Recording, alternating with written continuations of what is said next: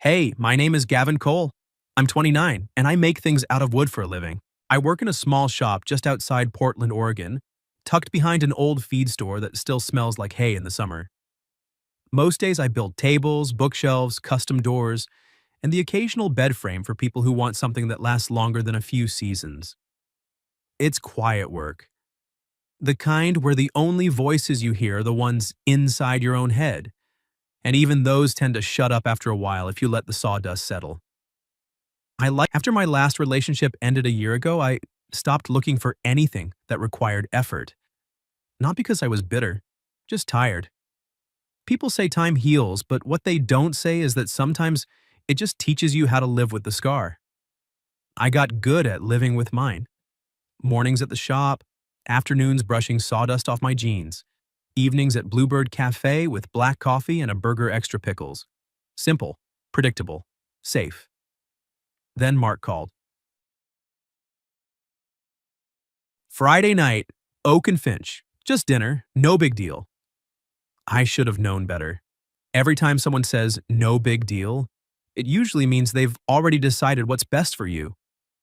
I showed up at 7.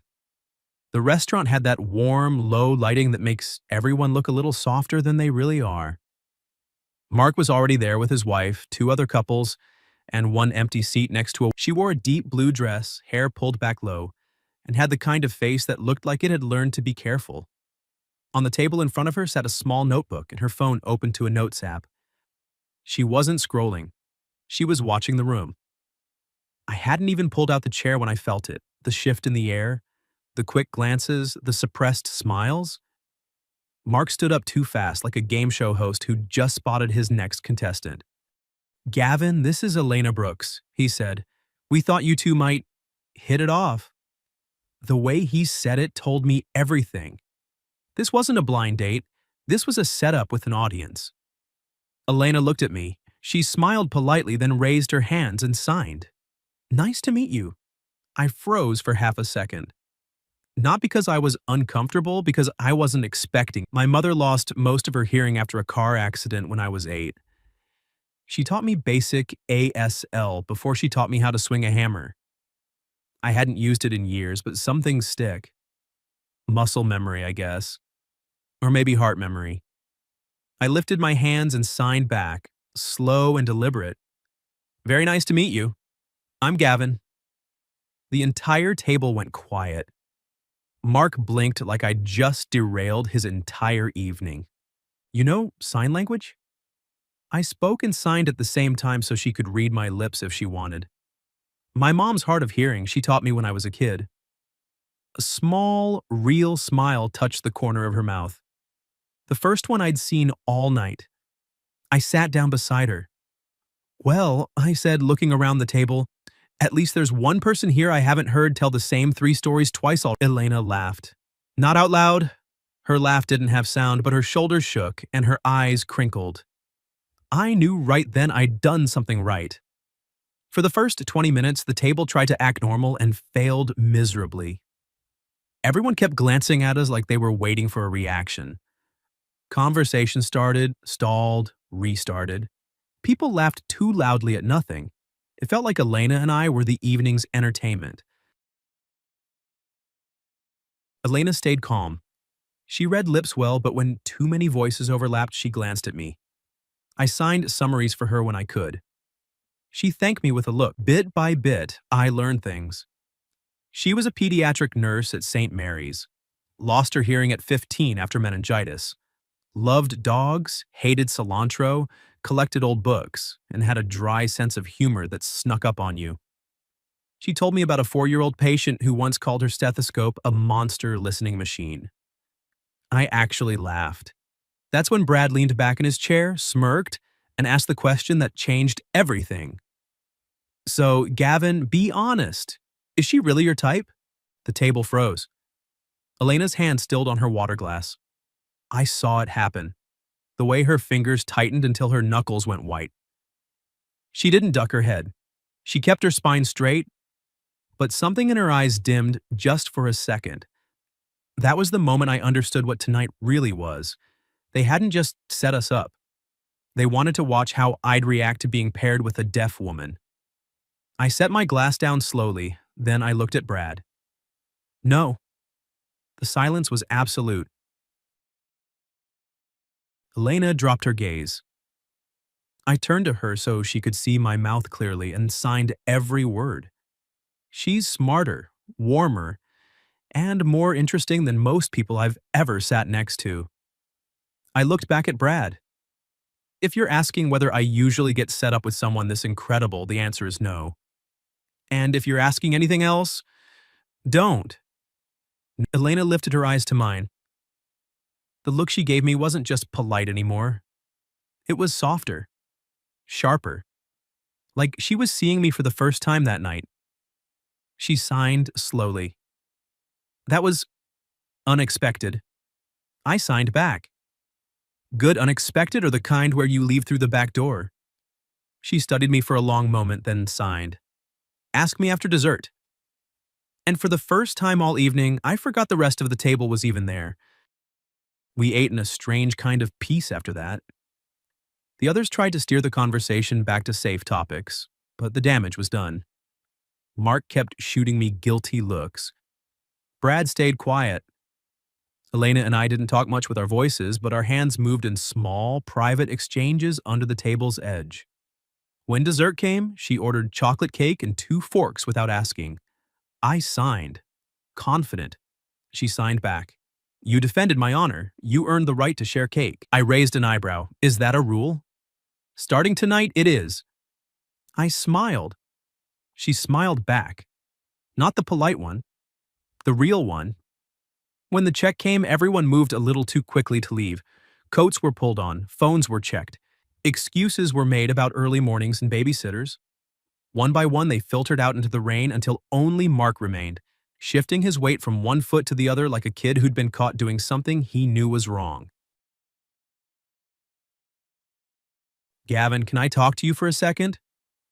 Elena started to step back, giving us space, but I shook my head. No, she stays. Mark looked even more uncomfortable than before. I didn't mean for it to get weird. Elena let out a small, soundless laugh and signed. I translated without hesitation. She says that's a very impressive sentence in the worst possible way. Mark flushed. I just thought you two might get along. I looked at him steadily. The part where you thought we might get along might actually be true. The problem is you invited us like we were people, then sat back like we were entertainment. He opened his mouth, closed it again. For a moment he just stood there, rain dripping from the awning onto his shoulders. Brad was out of line. Brad was out of line, I agreed. But the whole table sat there waiting to see how I'd react. That's the part that's harder to forgive. Mark dropped his eyes to Elena, signed again, slower this time. I waited until she finished before I spoke. She doesn't need anyone punished, I said. She just needs fewer people who confuse cruelty with honesty. Mark was quiet for a long time. When he finally looked up, his face was tired. I'm sorry, Elena. She studied him for a moment, then signed. I accept. But that doesn't mean I repeated the words. Mark nodded once, like he understood he didn't deserve anything more than that, then turned and walked out into the rain without another word. And then it was just the two of the restaurant door closed behind the last of them.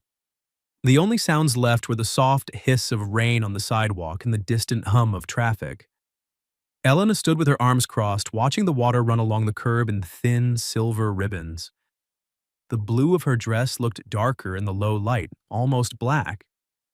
You okay? I asked, signing at the same time. She glanced at me, mouth curving in that tired, knowing way. That question has been very popular tonight.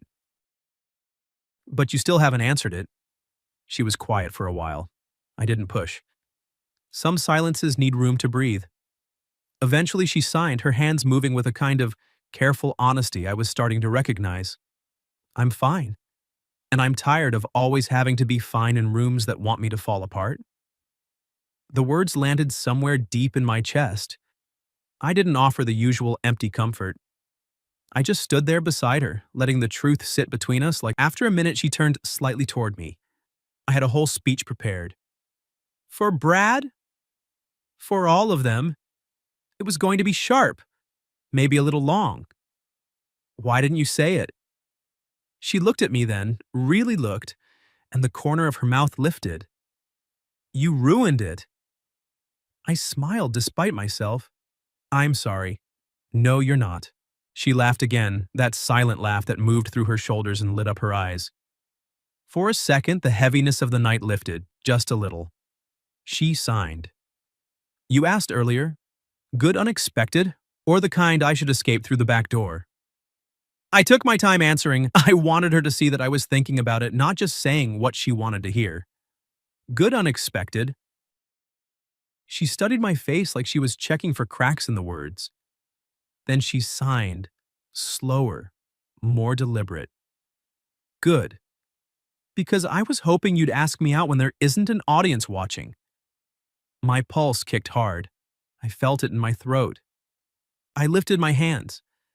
Elena Brooks, would you like to go out with me on purpose? She glanced through the restaurant window. Inside, the last of our group was still lingering near the bar, pretending not to look our way. She watched them for a moment, then turned back to me. Yes, but not tonight. Tonight's been contaminated. Fair. I want to know what this feels like when no one's watching. That answer told me more about her than anything else she could have said. She wasn't swept up in the drama of the moment. She wanted something real enough to survive outside other people's eyes, something that could stand on its own 2 feet. I signed. Saturday? Bluebird Cafe? She shook her head. Bookstore first, then coffee. If you take me somewhere boring, I'll have to reassess you. Pressure. Standard. We stood there a little longer, neither of us in any hurry to leave. The rain had softened into a steady, gentle rhythm. Somewhere down the block a car drove slowly past, headlights sweeping across the wet street like slow-moving ghosts. Elena's hands stayed tucked inside the sleeves of her coat, but her eyes stayed on mine, steady and open in a way that made something in my chest loosen.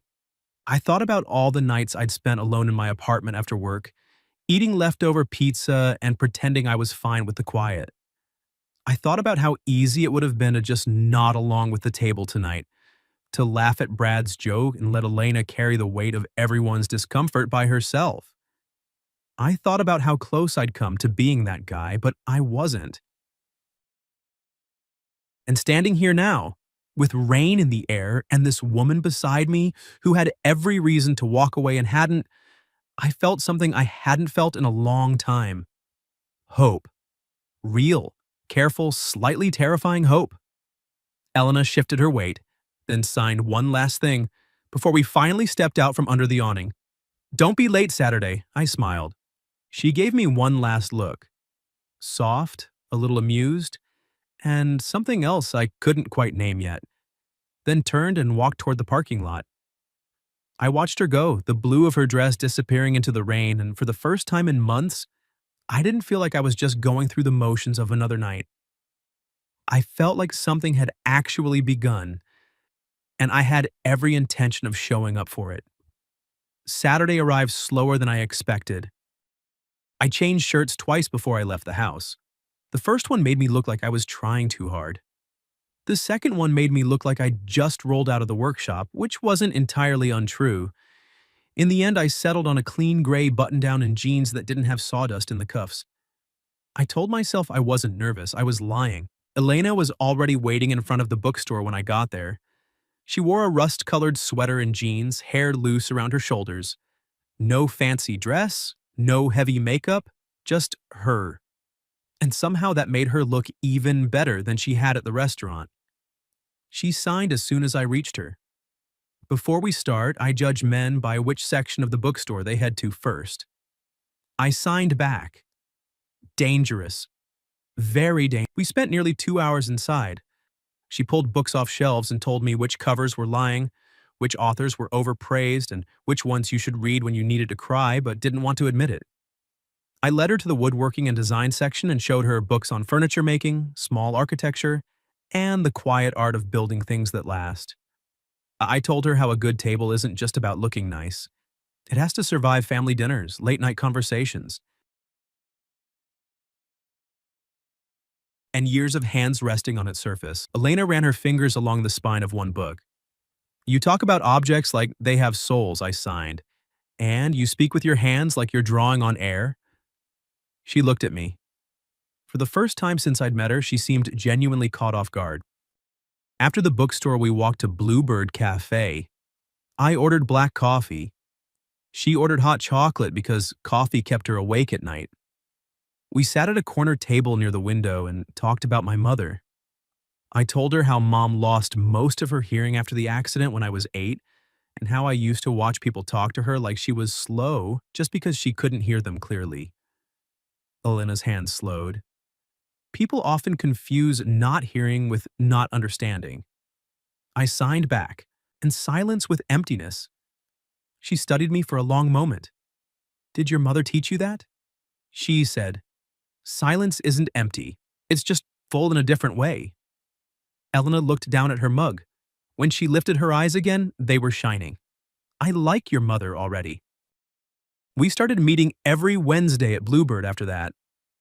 Sometimes we talked for hours. Sometimes we sat side by side with our hands close, but not quite touching, letting the silence do the heavy lifting. She told me about the hospital, about the kids who were terrified of needles but still tried to smile for her. I told her about the shop, about the customer who wanted a table which led to 3 days of the entire crew arguing about whether a table could aesthetically fly. She laughed with her shoulders, with her eyes, with her hands. I started learning more sign language on my own, not just the basics anymore. I wanted to understand her without making her carry the entire conversation. A month later, she took me to the park with her rescue dog, Milo. He was a golden retriever with one floppy ear and the personality of a cheerful old man. We walked along the path where maple leaves had already started to fall. Elena signed that Milo had been abandoned and was still afraid of loud noises, even though he couldn't hear them well himself. I signed back. Maybe fear doesn't always need ears. She looked at me, then nodded. Later that week, she came to the workshop. I showed her how to cut a dovetail joint, the kind that doesn't need nails or screws. 2 pieces of wood holding each other by the shape of their own edges. If you cut it right, the harder you pull, the tighter it gets. Elena touched the joint with her fingertips. Like trust. You can't always see it, but it holds everything together. That was the day I knew I was falling for her. Not because I defended her that first night. Not because she needed me. But because when I was with her, the world slowed down enough for me to see things clearly again. But life doesn't let good things stay simple for long. One Saturday afternoon in the park, we were signing about how Milo had failed spectacularly at chasing a squirrel when a group of teenagers nearby started watching us. At first, it was just curiosity. Then one of them began mimicking Elena's signs, exaggerated, clumsy, face twisted in mockery. The others burst out laughing. One of them called out loud enough for half the park to hear. What's she saying? Blah, blah with her hands? Elena froze. Her hands dropped. Her shoulders pulled in. Milo whined softly and pressed against her leg. Something hot and sharp flared in my chest. But I didn't yell. I walked straight over to them and signed, slow and clear, every movement deliberate. Different doesn't make people weak. Stupid does. They didn't understand the signs, but they understood my face. One of them muttered something about me being too serious, and they walked away, still laughing, but quieter now. I turned back. Elena was still standing where I'd left her, eyes red but dry. She hadn't cried. She signed. You didn't have to do that. I signed immediately. Yes, I did. No one gets to make you smaller. Elena looked at me for a long time. It wasn't a polite hug. It was the kind of hug that said she'd been carrying too much alone for too long and had finally found somewhere safe to set it down. I held her there in the middle of the park, surrounded by the sound of dry leaves under our feet and a world that still hadn't learned how to be gentle. After that day, whatever had been growing between us stopped being something tentative. We kept meeting at Bluebird every Wednesday. We started leaving little notes for each other on napkins, hers in careful handwriting, mine sometimes in crooked signs I'd practiced at home. She came back to the workshop a few more times and let me teach her how to sand wood without leaving scratches. I went with her to the animal shelter where she volunteered and watched her sit on the floor with a terrified beagle until the dog finally crawled into her lap. One evening, after we'd been seeing each other for almost 2 months, we were sitting on a bench near the river when she signed something I wasn't ready for. "You make it easy to forget I'm different." I signed back without hesitation. "You're not different. You're just you." She shook her head, smiling a little sadly. "That's what people say when they're trying to be kind." "But I am different, and I need you to see that." "I see it. I just don't think it makes you less." Elena looked at our joined hands for a long moment. Then she signed very slowly. "Don't fall in love with the version of me that's easy. Fall in love with the version that needs extra light in the dark and still sometimes gets tired of explaining herself." I lifted her hand and pressed a kiss to her knuckles. Too late. She blinked fast like she hadn't expected that answer. We sat there until the streetlights came on, hands still linked, neither of us in a rush to leave. The river moved quietly beside us. Milo slept at our feet. For the first time in a long while, I didn't feel like I was waiting for the other shoe to drop. I felt like I was exactly where I was supposed to be, and I had no intention of letting go. It was raining again the night everything changed. We went back to Bluebird Cafe on a Thursday because Elena had a long shift and wanted something familiar. The place was half empty, the way it always was on weeknights. Warm yellow light pooled on the tables. Sarah, the owner, gave us our usual spot without asking. Table 6. The one near the window where we'd first sat after that disastrous dinner. I'd been carrying the small. It was a scrap of maple no bigger than a matchbox, sanded smooth. On the surface, I'd carved 2 clean ASL signs. Family and trust. The letters weren't perfect, but the meaning was. I'd worked on it late at night in the shop after she'd gone home, trying to get the curves right. I set it on the table between us. Elena looked at the carving, then up at me with a question in her eyes. I signed. For you. For us. You made this? I nodded. Why these 2 words? My hands felt unsteady, but I signed clearly. Because you're not just someone I meet for coffee every week anymore. You're the place I want to come back to. Elena went very still. Then she signed, slower than usual. Are you sure? Before I could answer, she continued. I will be a different kind of wife. The word wife hung between us, heavier than any sound in the cafe. She looked down at her hands. I won't hear you call from the other room. I might not hear a baby cry if we have children one day. I'll need flashing lights, vibrating alarms, extra ways to know what's happening. There will be parties where I get tired of reading lips. There will be days I don't want to explain myself to strangers anymore. There will be times you'll have to repeat things, be patient, live in a world that doesn't work the same way for everyone else. I listened to every movement of her hands and realized what she was really saying. She wasn't testing whether I could handle her. She was terrified that one day I would wake up and decide she was too much. I placed my hand over hers on the table. Then I signed with my free hand, slow and steady. Different doesn't make you less. It makes you the only one. Elena lifted her eyes to mine. I spoke out loud so she could read my lips. I don't want a perfect life. I want a real one. With you. Her eyes filled. She didn't cry the way people do in movies. No dramatic sobs, no shaking shoulders. Just quiet tears that slipped down her cheeks while she kept looking at me like she was afraid I might disappear if she blinked. She signed, hands trembling slightly. I'm scared. I signed back. So am I, but I want this. That night, she didn't kiss me. She just held my hand under the table, fingers laced tight like she was anchoring herself to something solid for the first time in years. When we finally left, the rain had turned heavy. I held my jacket over both our heads as we ran to the car. She laughed when I fumbled the keys and dropped them. I bent to pick them up, and she kept the carved piece of wood safe in her pocket like it was something breakable and precious. After that night, we started talking about the future in small, careful pieces. A house with a flashing doorbell. A kitchen big enough for me to cook badly and for her to complain about it.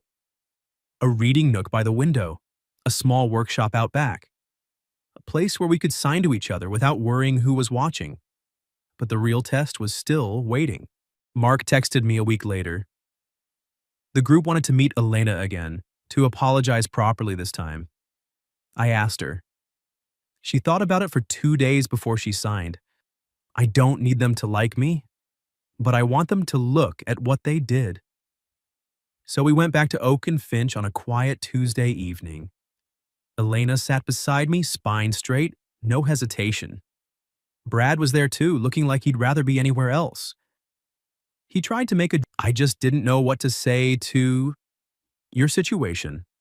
Elena looked at him, then signed. I translated without softening anything. I'm not a situation. I'm a person. Brad's face went tight. Elena kept going. You don't need to know ASL to be decent. You just need to remember the person in front of you has dignity. No one spoke. Mark apologized first. His wife followed. Brad finally managed a real apology without the smirk this time. I accept.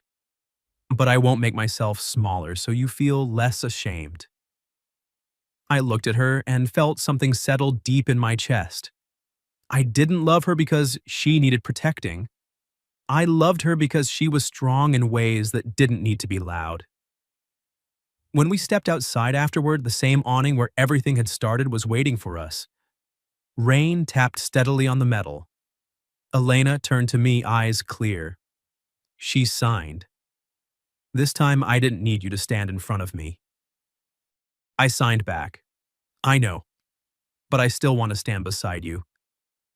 She smiled then. The real one.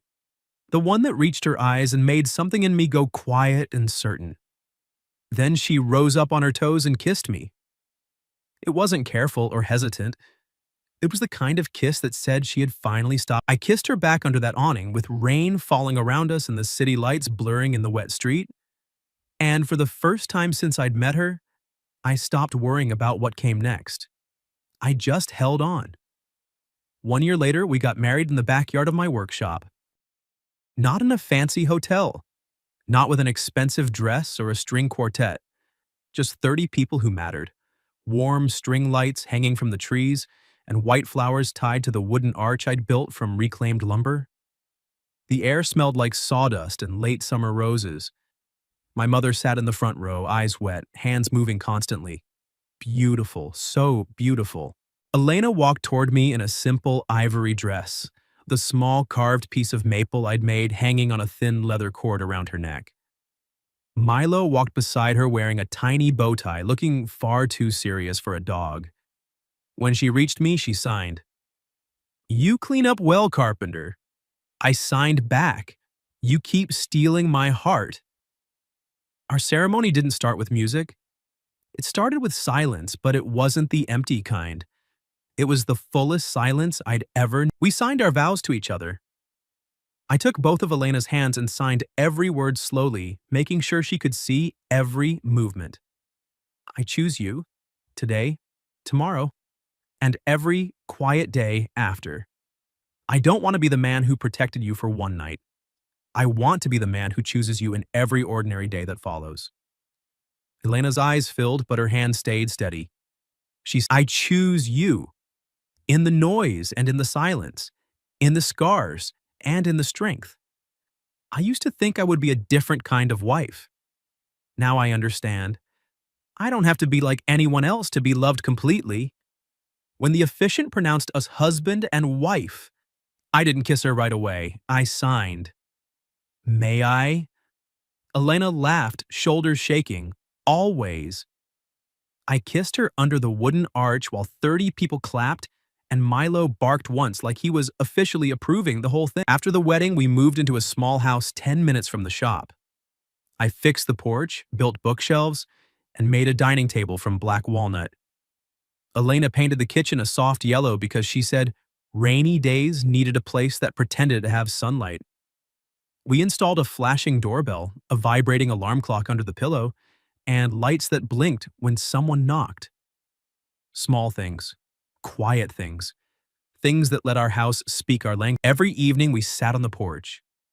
I told her about the pieces I was building. She told me about the hospital, about the kids who called her nurse superhero. Some nights she was too tired to sign. I just sat beside her and placed my hand near hers. That was enough. We still went to Bluebird Cafe every Wednesday. Sarah had put a small plaque on table 6 that read, "A place where someone listened, not with ears, but with heart." Elena said it was a little cheesy, but she always touched the plaque before she sat down. Years later, when people asked how we met, Elena usually smiled and signed. A group of people set us up very badly, and I always added, "Good thing they underestimated both of us." The truth is, that night they thought Elena was a test. They thought I would get uncomfortable, pull away, or act like she was a burden. They didn't know that sometimes the person everyone underestimates is the only one who makes the whole room worth remembering. Elena was never the broken girl they saw. She was the woman who taught me that silence has a voice, that love doesn't have to be loud to be deep, that a different life isn't a lesser life. And me, the guy who thought he only knew how to work with wood, finally learned that the most lasting thing in the world isn't the table I build or the house I fix. It's trust. A trust built slowly, one sign at a time, one look at a time, one choice to stay when other people chose to leave. And if I could go back to that first night, back to the exact moment Brad asked if Elena was really my type, I would still give the same answer. No. Because Elena was never normal. She was the only